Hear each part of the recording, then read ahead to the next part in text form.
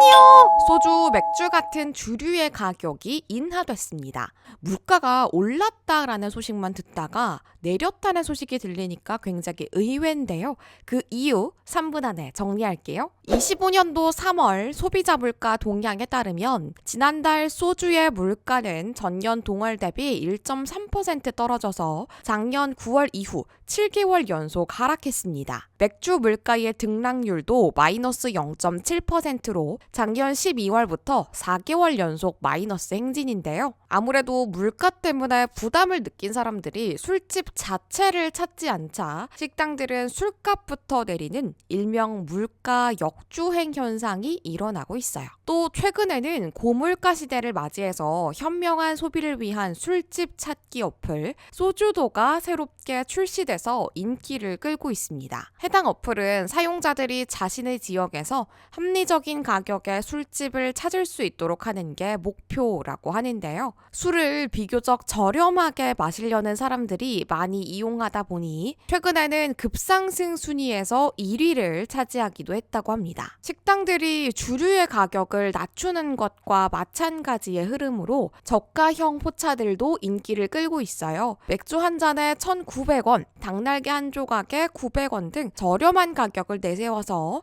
인기를 끌고 있는 포차형 술집은 2023년도 말 영업을 시작해서 최근에 180곳 넘게 지점이 생겼습니다. 이렇게 술을 마시지 않는 건 물가 때문이기도 하지만 하나의 문화가 된 경향도 있습니다. 일명 소버 라이프 때문인데요. 술 취하지 않은 이라는 뜻의 소버에서 파생된 개념인데요. 예전에 부어라 마셔라 식의 음주 문화를 대체하면서 2030 세대의 주목을 받고 있다고 해요. 최근에 건강을 챙기면서 행복을 찾는 일명 헬시 플레저 열풍 속에서 논알콜 맥주, 제로 슈거 칵테일, 무알콜 하이볼과 같은 제품들이 인기를 끄는 것도 소버 라이프 문화의 확산 영향이 크다라고 하는데요. 최근에 한 조사에서는 소버라이프의 확산으로 많은 Z세대들이 과한 음주를 동반한 술자리를 지양하는 모습을 보인다. 라는 결과를 확인할 수 있었습니다. 신문이요! 8개월 만에 국내 증권시장에 사이드카가 발동됐습니다. 코스피가 5% 넘게 빠진 건데요. 사이드카가 정확하게 뭔지, 증권시장은 왜 이렇게까지 출렁인 건지 3분 안에 정리할게요.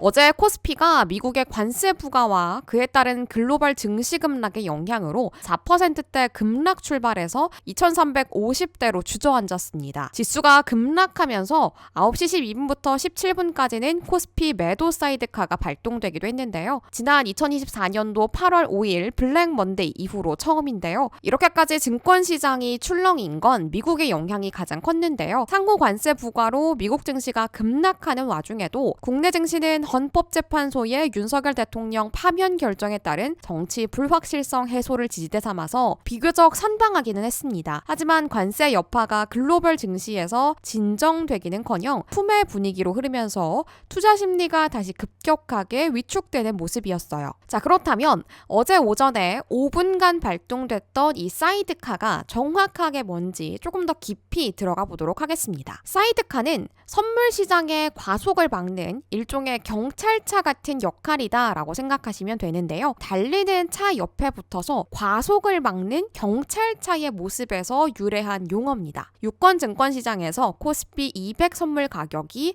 전날보다 5%, 코스닥 시장에서는 코스닥 150 선물 가격이 6% 넘게 상승 또는 하락하는 상태가 1분 이상 지속되면 이 사이드카를 발동해서 프로그램 매수 또는 매도 거래를 5분간 중단하는데요. 어제 중단됐던 건 매도 거래였죠. 반면에 서킷 브레이커는 사이드카보다 상황이 심각할 때 발동됩니다. 여기서 서킷 브레이커는 전기가 과열되면 자동으로 회로를 차단하는 꺼비집에서 따온 말인데요. 코스피 지수나 코스닥 지수가 전날보다 각각 8%, 15%, 20% 하락할 때 3단계로 나눠서 적용을 해요. 지수가 8% 이상 하락하면 한국거래소는 1단계 서킷 브레이커를 발동해서 모든 주식 매매를 20분간 중단시키고요. 그래도 충격이 가라앉지 않으면 다음 단계로 넘어갑니다. 지수가 45% 이상 떨어지면 2단계를 걸어서 매매를 20분간 정지하고, 만약에 20% 이상도 무너지면 3단계 서킷 브레이커를 발동해서 그날 거래 자체를 종료해버립니다. 신문이요! 원달러 환율 정말 1,500원을 넘는 걸까요? 어제 코스피는 2,300선이 붕괴됐습니다. 이 내용 3분 안에 정리할게요. 어제 미국의 상호관세가 공식 발효됐죠. 국내 금융시장은 대혼란을 겪었는데요. 원달러 환율은 1,500선에 바짝 다가섰고요. 공포스러운 분위기까지 조성이 됐습니다. 장중에는 원달러 환율이 1,487.5원까지 치솟았어요. 금융위기 당시인 2009년 3월 16일 이후로 16년여 만에 최고 수준이었습니다. 심지어 주가도 내리막이었어요. 코스피 지수는 전날보다 1.74% 내린 2293.7로 장을 마감했는데요. 이렇게 코스피 지수가 2300선 아래로 떨어진 건 23년도 11월 1일, 당시 2288.64 이후로 1년 5개월여 만이었습니다. 이대로 있다간 혼란이 빚어질 수 있겠죠. 그래서 정부는 미국의 상호관세 여파를 최소화하기 위해서 산업별로 지원책을 내놨습니다. 산업 피해 최소화를 위해서 자동차, 철강, 반도체, 배터리 등 통상 마찰이 가장 큰 주력 수출 업종의 정책금융을 강화합니다. 2조 원의 정책금융이 추가 투입되는데요. 이에 따라서 자동차 분야의 정책금융은 13조 원에서 15조 원으로 확대됐고요. 또 정부의 지원에 호응해서 현대차, 기아차에서도 자체적으로 1조 원 규모의 상생 프로그램을 조성하기로 했습니다. 이런 위기 상황에서는 중소기업이 크게 흔들릴 수 있어요. 중소기업이 흔들리게 되면 나라의 경제도 크게 흔들릴 수 있습니다. 그래서 긴급 경영 안정자금 지원도 확대합니다. 관세 피해 기업의 법인세, 부가세, 소득세 납부 기한을 최대 9개월 연장하고 1년간 관세를 유예해서 조세 부담 완화 적극 지원하고요. 추가로 지급하는 정부 매칭 보조금의 지원 비율도 기존 20에서 40%에서 30에서 80%로 확대합니다. 자, 그런데 이렇게 환율이 올라갔다라는 얘기가 나오면 항상 같이 나오는 얘기가 외환 보유고에 대한 우려인데요. 심리적 저지선이라고 불리는